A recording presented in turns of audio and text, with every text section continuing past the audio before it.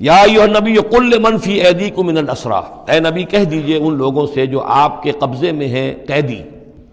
اب قیدیوں میں جان لیجئے حضرت عباس ابن عبد المطلب بھی تھے رضی اللہ عنہ، جو حضور کے چچا تھے۔ گمان غالب یہ ہے کہ وہ ایمان تو لا چکے تھے، اپنے ایمان کا اعلان نہیں کیا تھا، لہذا جنگ میں کفار کے ساتھ ہو کر آئے تھے، وہ بھی گرفتار تھے۔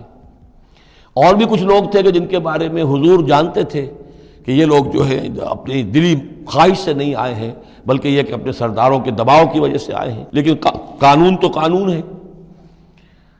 تو اس طریقے کا معاملہ جب ہوا ہے، اور پھر حضور کے اپنے اقدامات، وہ قیدی ہیں ابو العاص، ان کی بڑی صاحبزادی زینب رضی اللہ تعالی عنہا نے پھر ان کے لیے اپنا وہ ہار بھیجا ہے جو حضرت خدیجہ نے انہیں شادی کے موقع پر دیا تھا۔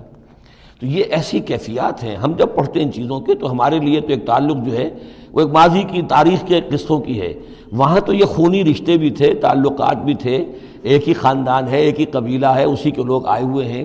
تو اب حضور کے دل میں جو ہے اس وقت سنا یہ ہے کہ جب رات کے وقت کراہ رہے تھے حضرت عباس، انہیں باندھا ہوا تھا، سخت ظاہر بات ہے قیدیوں کو جکڑا ہوا ہے رسیوں کے اندر، تو ان کے جو کچھ اتنا بند تھے کہ سخت تھے، وہ جو بند تھے جن میں بندھے ہوئے تھے کہ کراہ رہے تھے، تو حضور نے کہا تمام قیدیوں کے بند ڈھیلے کر دو۔ یہ نہیں کہا کہ صرف عباس کا بند ڈھیلا کر دو، بلکہ آپ نے ان کی کراہنے کی آواز سن کر پھر آپ نے فرمایا سب کے بند ڈھیلے کرو، اتنا سخت ان کو نہ باندھو۔ تو اس طرح کا معاملہ جو ہے اس کو ذہن میں رکھیے۔ یا ایھا النبی قل لمن فی ایدیکم من الاسریٰ، کہہ دیجئے ان سے جو آپ کے ہاتھ میں اب قیدی ہیں، ان یعلم اللہ فی قلوبکم خیرا، دیکھو اگر جو کچھ تمہارے دلوں میں ہے اللہ کے علم میں ہے کہ وہ خیر ہے، یؤتکم خیرا مما اخذ منکم، تو جو کچھ تم سے اس وقت لیا گیا ہے اس سے بہتر اللہ تمہیں دے دے گا۔ یعنی یہ کہ نیت کا معاملہ تمہارا اور اللہ کے مابین ہے، ہمارا معاملہ قانون کا ہے۔ تم آئے کفار کے ساتھ جنگ کرتے ہوئے آئے ہو، پکڑے گئے ہو، اب ان میں کوئی ڈسکریمنیشن نہیں ہو سکتی۔ کوئی شخص کہے کہ نہیں صاحب میں تو مجبوراً آیا تھا، اور میں تو کسی کے کہنے میں آیا تھا، اور میں تو حقیقت میں تو اسلام لا چکا تھا، یہ بات جو ہے اب نہیں چلے گی۔ لہذا یہ ضرور ہے کہ اگر تمہارے دل میں کوئی خیر ہے، کوئی بھلائی ہے، اور اس وقت یہ کہ تم سمجھتے ہو کہ تم اس صورتحال میں مجبوراً پھنس گئے ہو اور تمہیں فدیہ ادا کرنا پڑ رہا ہے، تو اللہ تعالیٰ تمہیں اس سے کہیں زیادہ دے دے گا کہ جو آج تمہیں فدیے میں دینا پڑ رہا ہے۔ ظاہر بات ہے کہ وہاں بیویوں کو خبریں پہنچی، انہوں نے اپنے زیور بھیجے ہیں، حضرت زینب رضی اللہ تعالی عنہا نے بھی اپنا زیور بھیجا، ہار بھیجا ہے، اور حضور کی آنکھوں میں آنسو آ گئے جب آپ نے وہ ہار دیکھا، حضرت خدیجہ کا ہار رضی اللہ تعالی عنہ۔ وہ پوری زندگی جو آپ کی گزری تھی حضرت خدیجہ کے ساتھ، وہ ساری آنکھوں میں نگاہوں کے سامنے آ گئی، جو ان کی وفاداری تھی اور جو انہوں نے خدمت کی تھی، وفا شعاری کی تھی۔ تو اس کے بعد مسلمانوں سے کہا کہ یہ اس ماں کی یادگار تھی بیٹی کے پاس، اگر آپ لوگ اجازت دیں تو یہ اس کو واپس کر دیا جائے، تو اس کو پھر لوگوں کی اجازت سے وہ ہار واپس کیا گیا۔ تو یہ سارے جو جذباتی معاملات تھے ان کو اچھے سے سمجھیے کہ ہم پڑھتے ہوئے ان چیزوں کو سمجھتے ہیں کہ جیسے ایک بس تاریخ کا ایک واقعہ ہے، اس کے ساتھ جو احساسات، جذبات، جو اس کے ساتھ اور فوری جو اس وقت کی کیفیات تھی، اس کا ہمارے لیے اکثر و بیشتر تو ممکن ہی نہیں کہ تصور کر سکے۔ یا ایھا النبی قل لمن فی ایدیکم من الاسریٰ، اے نبی کہہ دیجئے ان لوگوں سے جو آپ لوگوں کے قبضے میں ہیں اس وقت ان قیدیوں میں سے، ان یعلم اللہ فی قلوبکم خیرا، اگر اللہ کے علم میں ہے کہ تمہارے دل میں خیر ہے، یؤتکم خیرا مما اخذ منکم، تو جو کچھ تم سے لیا گیا ہے اللہ اس سے بہتر تمہیں دے دے گا، ویغفر لکم، اور تمہیں بخش دے گا، واللہ غفور الرحیم، اور اللہ غفور الرحیم ہے۔ وَإِن یریدوا خیانتک، اور اگر یہ آپ سے خیانت کرنا چاہیں، جھوٹ بول رہے ہوں، جھوٹی قسمیں کھا رہے ہوں کہ ہمارے ساتھ تو معاملہ یوں ہو گیا تھا اور ایسے آ گئے تھے، فقد خانوا اللہ من قبل، تو پھر یہ پہلے اللہ سے بھی خیانتیں کرتے رہے ہیں، فامکنا منہم فامکنا منکم، اللہ تعالیٰ نے ان کو پکڑوا دیا، واللہ علیم حکیم، اللہ حکیم اور علیم ہے۔ اب یہ یوں سمجھیے کہ کنکلوڈنگ آیات ہے سورہ مبارکہ کی، ان الذین آمنوا وہاجروا وجاہدوا باموالہم وانفسہم فی سبیل اللہ والذین آووا ونصروا اولئک بعضهم اولیاء بعض، یقیناً وہ لوگ جو ایمان لائے اور جنہوں نے ہجرت کی اور جہاد کیا اپنے اموالوں اور جانوں کے ساتھ اللہ کی راہ میں، اور وہ لوگ جنہوں نے انہیں پناہ دی اور ان کی مدد کی، اولئک بعضهم اولیاء بعض، یہ وہ لوگ ہیں کہ جو ایک دوسرے کے ساتھی ہیں، رفیق ہیں۔ یہ آپ نے بات سمجھ لی۔ اس وقت تک مسلمان معاشرہ جو ہے یہ دو حصوں میں علیحدہ علیحدہ منقسم تھا، مہاجرین، انصار۔ اگرچہ مہاجرین اور انصار کو بھائی بھائی بنایا جا چکا تھا، لیکن ظاہر بات ہے کہ صرف اس طرح کے تعلق سے وہ پورا جو قبائلی نظام جو ہے وہ ایک دم تو تلپٹ نہیں ہو جاتا۔ تو اس وقت تک یہ صورتحال بھی یہ ہے کہ جو پہلے جو 8 مہمیں حضور نے بھیجی ہیں اس میں کسی انصاری کو شریک نہیں کیا، وہ ایکسکلوسیولی مہاجر فینومینن تھا۔ جنگ بدر میں پہلی مرتبہ جو ہے انصار شریک ہوئے ہیں، ورنہ پہلے صرف مہاجرین تھے۔ لہذا وہ پہلی آیت جو ہے ان الذین آمنوا، وہ لوگ جو ایمان لائے، وہاجروا، انہوں نے مکے سے ہجرت کی، مدینے آ گئے، وجاہدوا باموالہم وانفسہم فی سبیل اللہ، اور انصار مدینہ تو اب جہاد میں شریک ہوئے ہیں، یہ 1.5 سال سے اس جہاد میں پہلے سے چلے آ رہے ہیں کہ پوری 8 مہمیں جو پہلے کی ہیں وہ ایکسکلوسیو جو ہیں وہ صرف مہاجرین نے کی ہیں۔ وجاہدوا باموالہم وانفسہم فی سبیل اللہ، یہ ایک طبقہ ہو گیا، ایک جماعت ہو گئی۔ والذین آووا، اور انصار کی شان کیا ہے؟ انہوں نے انہیں جگہ دی، پناہ دی، اپنے گھر تقسیم کر دیے، اپنی دکانیں تقسیم کر دی، اور اس طریقے سے مسلمانوں کے لیے اپنے دلوں میں بھی اور اپنے گھروں میں بھی پوری جگہ پیدا کی۔ اولئک بعضهم اولیاء بعض، انہوں نے مدد بھی کی، یہ سب ایک دوسرے کے ساتھی ہیں۔ والذین آمنوا ولم یہاجروا، اور وہ لوگ کہ جو ایمان لائے لیکن ہجرت نہیں کی، ما لکم من ولایتہم من شیء، تمہارا ان کے ساتھ اب کوئی تعلق نہیں۔ آگے تو آگے چل کر سورہ نساء میں جو بعد میں نازل ہوئی ہیں پڑھ چکے ہیں ہم پہلے، ان میں تو یہ ہے کہ وہ کافر اور منافق قرار دیا گیا، ان کے ساتھ وہی سلوک کرو جو کافروں کے ساتھ ہے، انہیں پکڑو اور قتل کرو، الا یہ کہ کسی ایسی قبیلے سے ہوں جن کے ساتھ تمہارا معاہدہ ہو، وہ پورا قانون وہاں آ گیا ہے۔ لیکن یہاں بھی پہلی بات بتا دی گئی، اب کوئی ولایت باہمی تمہاری ان کے ساتھ نہیں ہے۔ یعنی فرض کیجئے کوئی شخص کہتا ہے میں تو ایمان لا چکا تھا، مجبوراً آئے تھے لیکن ہجرت کیوں نہیں کی؟ جب ہجرت نہیں کی تو اب تمہارا شمار ہوگا انہی لوگوں کے ساتھ جن کے ساتھ تم جنگ کر کے آئے ہو۔ تم یہ نہیں کہہ سکتے کہ میرا تعلق جو ہے اہل ایمان سے شمار کیا جانا چاہیے۔ والذین آمنوا ولم یہاجروا ما لکم من ولایتہم من شیء، تو کوئی تمہاری ان سے رفاقت نہیں ہے، کوئی تعلق نہیں ہے، کوئی عہد نہیں ہے، کوئی قول و قرار نہیں ہے۔ یہ آیت بھی معلوم ہوتا ہے کہ انہی جو اسیر تھے غزوہ بدر کے، انہی کی طرف اصل میں روح سخن ہے۔ حتیٰ یہاجروا، جب تک کہ وہ ہجرت نہ کریں، ہاں اب واپس جائیں، فدیہ دے کر جائیں، پھر ہجرت کر کے آ جائیں تو ٹھیک ہے، پھر وہ مسلمانوں میں سے ہوں گے، تمہارے بھائی ہوں گے، تمہارے حمایتی ہوں گے اور تم ان کی حمایت کرو گے۔ وَإِنِ اسْتَنصَرُوكُمْ فِي الدِّينِ، اور وہ لوگ کہ جو ایمان تو لائے لیکن ہجرت نہیں کی، اپنے اپنے قبیلوں میں رہے یا مکے میں رہے، اگر وہ تم سے مدد مانگے دین میں، فَعَلَيْكُمُ النَّصْرُ، تو اے مسلمانوں تم پر واجب ہے ان کی مدد کرنا، إِلَّا عَلَىٰ قَوْمٍ بَيْنَكُمْ وَبَيْنَهُمْ مِيثَاقٌ، سوائے اس کے کہ وہ کسی ایسی قوم سے تعلق رکھتے ہوں کہ جن کے اور تمہارے درمیان کوئی معاہدہ ہے۔ اگر کوئی قبیلہ ہے کہ جس کے ساتھ حضور نے معاہدہ کیا ہوا ہے صلح کا، اور وہاں کوئی مسلمان ہے اور وہ ہجرت تو کر نہیں رہا، وہاں سے وہ مدد کی درخواست کرتا ہے کہ میری مدد کی جائے، تو اس کے خلاف اس کی مدد نہیں کی جائے گی، اس لیے کہ قوم کے ساتھ معاہدہ ہے۔ واللہ بما تعملون بصیر، اور جو کچھ تم کر رہے ہو اللہ اسے دیکھ رہا ہے۔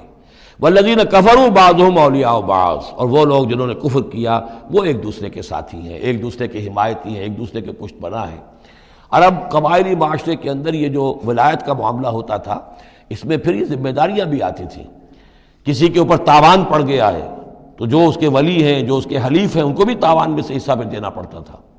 کوئی قیدی ہو گیا ہے، اسے کوئی فدیہ دینا ہے، تو جو اس کے حلیف ہیں، جب اس کے گھر والے بھی وہ فدیے کے لیے رقم جمع کریں گے تو وہ حلیف بھی اس کے اندر اپنا حصہ ڈالیں گے۔ تو یہ تو معاشرے کے اندر جو قبائلی معاشرہ ہوتا ہے یہ چیزیں ہوتی ہیں۔ تو یہاں فرما دیا گیا جو کافر ہیں وہ ایک دوسرے کے حلیف ہیں، جو اہل ایمان ہیں وہ ایک دوسرے کے حلیف ہیں، لیکن اہل ایمان میں سے جو ہجرت نہیں کرتے وہ اہل ایمان کے حلیف نہیں ہیں، بلکہ وہ تو انہی کافروں کے ساتھ شمار ہوگا ان کا جن کے ہاں وہ رہ رہے ہیں۔ البتہ یہ کہ اگر وہ مدد طلب کریں تمہیں مدد کرنی ہوگی، بشرطے کہ ان کے قبیلے سے تمہارا کوئی معاہدہ نہ ہو۔ الا تفعلوہ، اگر تم ان چیزوں کی پابندی نہ کرو، ایک مسلمان ہے وہاں سے اس نے خط لکھ دیا ہے کہ مجھے یہاں ستایا جا رہا ہے، حالانکہ اس قبیلے سے آپ کا معاہدہ اور آپ چڑھ دوڑے اس قبیلے کے اوپر، تو یہ معاملہ نہیں چلے گا دنیا کے اندر۔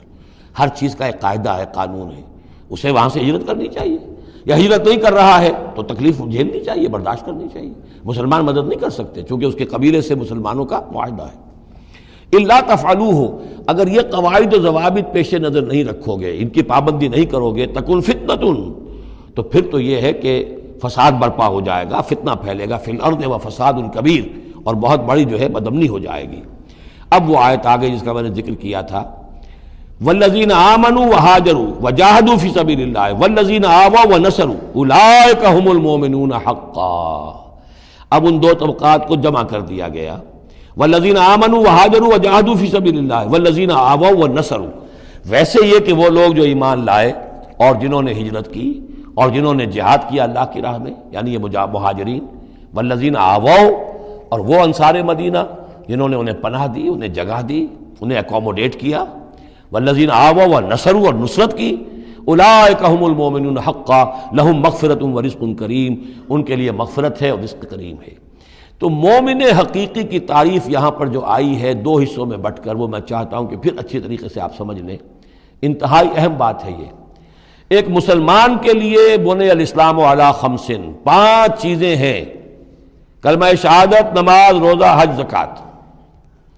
لیکن حقیقی مومن ہونے کے لیے 2 چیزیں اور بڑھیں گی، صرف شہادت نہیں، یقین قلبی، اور نماز، روزہ، حج، زکوٰۃ کے ساتھ جہاد فی سبیل اللہ۔ گویا کہ 7 چیزیں ہوں گی، 7 شرطیں پوری ہوں گی تو ایک شخص بندہ مومن کہلائے گا۔ یہ تعریف ہے کہ جو سورہ الحجرات کی آیت نمبر 14-15 میں آئی، وہاں پہلے فرمایا قالت الاعراب آمنا قل لم تؤمنوا ولکن قولوا اسلمنا ولما يدخل الايمان في قلوبكم۔ یہ بدو کہہ رہے ہیں ہم ایمان لے آئے، اے نبی ان سے کہہ دیجئے تم ایمان نہیں لائے ہو، بلکہ یوں کہو کہ ہم مسلمان ہو گئے، ہم نے اطاعت قبول کر لی ہے، ابھی تک ایمان تمہارے دلوں میں داخل نہیں ہوا۔ اب اگلی آیت میں پھر اسی سیاق کے اندر اگلی آیت میں مومن کون ہے؟ انما المؤمنون الذین آمنوا باللہ ورسولہ ثم لم یرتابوا۔ مومن تو وہ ہیں جو ایمان لائیں اللہ پر، اس کے رسول پر، پھر شک نہ باقی رہے، یقین بن جائے۔ اور دوسرے وجاہدوا باموالہم وانفسہم فی سبیل اللہ، اور وہ جہاد کریں اللہ کی راہ میں اپنی جانوں اور مالوں کے ساتھ۔ اولئک ھم الصادقون، صرف وہ سچے ہیں۔ اس کو میں نے پرکار سے تشبیہ دی تھی۔ اب اگر وہ دل میں یقین ہے تو اس کی کیا کیفیات پیدا ہو جائیں گی؟ دلی یقین کی کیفیات وہ شروع میں آ گئی ہیں۔ انما المؤمنون الذین اذا ذکر اللہ وجلت قلوبہم، اہل ایمان تو وہ ہیں حقیقت میں کہ جب اللہ کی یاد کرتے ہیں، اللہ کا ذکر ہوتا ہے، ان کے دل لرز اٹھتے ہیں۔ وَإِذَا تُلِيَتْ عَلَيْهِمْ آيَاتُهُ زَادَتْهُمْ ایمانا، جب ان کو اللہ کی آیات پڑھ کر سنائی جاتی ہیں ان کے ایمان میں اضافہ ہوتا ہے۔ وَعَلَىٰ رَبِّهِمْ يَتَوَكَّلُونَ، ان کا توکل، ان کا بھروسہ کل کا کل اللہ کی ذات پر ہے۔ الذین یقیمون الصلاۃ ومما رزقناہم ينفقون، اور وہ لوگ جو نماز قائم کرتے ہیں اور انفاق کرتے ہیں اللہ کی راہ میں اس میں سے جو ہم نے دیا۔ اولئک ھم المؤمنون حقا، یہ ہے سچے مومن، پکے مومن۔ لیکن یہ مومن کی شخصیت کی تصویر کا ایک رخ ہے۔ بدقسمتی سے ہمارے ہاں یہ 2 رخ علیحدہ ہو گئے۔ معاملہ یہ ہے کہ یہ ہے ایک ورق، اس ورق کا ایک صفحہ یہ ہے، ایک صفحہ یہ ہے، یہ انسیپریبل ہے، صفحات کو جدا نہیں کر سکتے آپ۔ ورق ایک ہے، اس کا ایک رخ یہ ہے صفحہ، ایک رخ یہ ہے صفحہ۔ مومن کی شخصیت کا ایک صفحہ، اس کی تصویر کا ایک رخ یہ ہے، دل میں یقین ہے، اللہ کی یاد کرتا ہے، دل لرزتا ہے، آیات قرآنی پڑھتا ہے یا سنتا ہے، دل میں ایمان بڑھتا ہے، ہر معاملے میں توکل، اس کا بھروسہ اللہ کی ذات پر ہے، نماز قائم کیے ہوئے ہے، زکوٰۃ ادا کرتا ہے، اللہ کی راہ میں خرچ کرتا ہے۔ یہ شخصیت کا ایک رخ ہو گیا، اولئک ھم المؤمنون حقا۔ لیکن یہ ایک رخ ہے، اور دوسرا رخ کیا ہے؟ والذین آمنوا وہاجروا وجاہدوا فی سبیل اللہ والذین آووا ونصروا اولئک ھم المؤمنون حقا۔ اور وہ لوگ جو ایمان لائے، جنہوں نے ہجرت کی، جنہوں نے جہاد کیا اللہ کی راہ میں، اور وہ لوگ جنہوں نے انہیں جگہ دی، پناہ دی اور ان کی مدد کی، یہ ہے مومن سچے۔ تو تصویر کے ان دونوں رخوں کو جوڑیے، یہ ہے اصل میں جو آج کی ضرورت ہے۔ صحابہ کرام کی شخصیتوں میں یہ دونوں رخ تھے۔ جیسے زوال آیا ہمارے ہاں، اڑائے کچھ ورق لالے نے، کچھ نرگس نے، کچھ گل نے، چمن میں ہر طرف بکھری ہوئی ہے داستاں میری، دین کے حصے بکھرے ہو گئے، کوئی حلقے ذکر کے ہیں تو ان کو جہاد وغیرہ سے کوئی غرض نہیں، کوئی جہادی تحریکیں ہیں تو ان کے اندر جو ہے وہ دوسری کیفیات نہیں۔ اس طرح کے معاملات جو ہے تقسیم ہو چکے ہیں۔ جب تک کہ یہ مکمل شخصیتیں وجود میں نہیں آئیں گی، یہ ظاہر بات ہے صحابہ کی کمیت کے اعتبار سے تو وہاں تک نہیں پہنچ سکتے، لیکن ان کا عکس تو ہو، اس طرح کی کیفیت متوازن طریقے پر۔ اگر 25% ادھر ہے 25% ادھر بھی ہو، 10% ادھر ہے 10% ادھر بھی ہو، لیکن ایک ہی طرف 70% ہو جائے، دوسری طرف 0 ہو، وہ معاملہ گڑبڑ ہے۔ یہ دونوں جو رخ ہے شخصیت کے، ان کو جمع کرنے کی ضرورت ہے۔ اولئک هم المؤمنون حقا لهم مغفرۃ ورزق کریم، ان کے لیے مغفرت ہے اور رزق کریم ہے۔ اللہم ربنا اجعلنا منہم، اللہم ربنا اجعلنا منہم والذین آمنوا من بعد وہاجروا وجاہدوا، اور جو لوگ بعد میں ایمان لائے یا لائیں گے اور ہجرت کریں، جہاد کریں، وجاہدوا معکم، تمہارے ساتھ ہو کر جہاد کریں، فاولئک منکم، تو اے مسلمانوں وہ تم ہی میں سے ہیں، تمہاری جماعت، تمہاری امت حزب اللہ کے حصے ہوں گے۔ وَأُولُو الْأَرْحَامِ بَعْضُهُمْ أَوْلَىٰ بِبَعْضٍ فِي کتاب اللہ، البتہ اللہ کا جو قانون ہے، جو شریعت ہے، مثلا جو وراثت کا معاملہ ہے، اس کا تعلق جو اولو الارحام کے ساتھ ہے۔ یہ جو بھائی چارہ تھا اس کے بنا پر وراثت نہیں ہے، وراثت ہوگی وہی جو رحمی رشتے ہیں جن کے بنا پر کہ وراثت کا قانون بنا دیا گیا۔ اولو الارحام بعضهم اولیٰ ببعض فی کتاب اللہ، اللہ کی شریعت کے ضابطے کے قانون میں بہرحال جو رحمی رشتے ہیں وہ یقیناً مقدم ہیں۔ ان اللہ بکل شیء علیم، یقیناً اللہ تعالی ہر چیز کا علم رکھتا ہے۔ بارک اللہ لی ولکم فی القرآن العظیم ونفعنی وإیاکم بالآیات والذکر الحکیم۔